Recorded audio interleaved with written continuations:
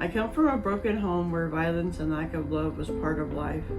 Staying late up into the night because the man was beating the wife. I was lost with nowhere to go, for I was a child so desperate and low. Remember the belt and how it felt, remember the shame and how I felt lame. I was afraid, I was a child, didn't know what I did wrong, so I acted wild. One beating after another made me feel numb, the constant remark, you were so dumb. I was a man's toy, so I hated me, acting out the pain so they don't notice what they see.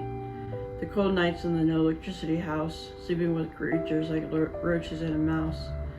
Watching drug deals going bad and people dying, I was taught one thing and one thing only, everyone's lying.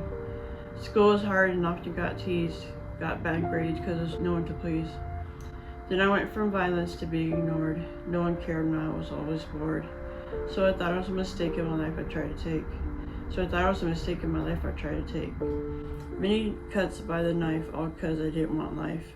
Thought I could kill myself to end the pain, but instead I almost went insane. Went into the system for 2 years, all that time I dealt with tears. Letting go of the pain that paralyzed me so bad, that I could only think of things that were sad. My mom, she abandoned me, shut the door where she can't see. Chose the high, she didn't care that she could die. Thought my life was gonna end without my best friend. On August 15th was the day that changed my life. I had to resist picking up the knife. 2 weeks went by and places were running low. Didn't know how long I can go. I went through a lot to get my life back. There are still things that I lack. I was living in a shelter, looking for a home. God blessed me with that home, a place for me to rest. A cat, an income, a vision, that's the best.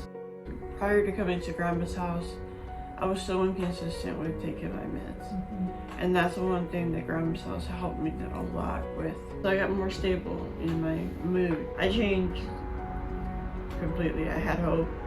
I started to believe that there was hope out there. And the Bridge program really was what did it for me.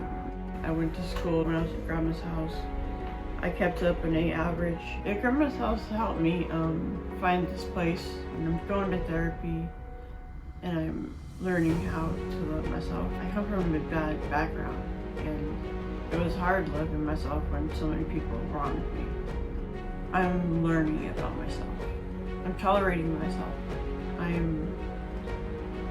I'm learning to love myself.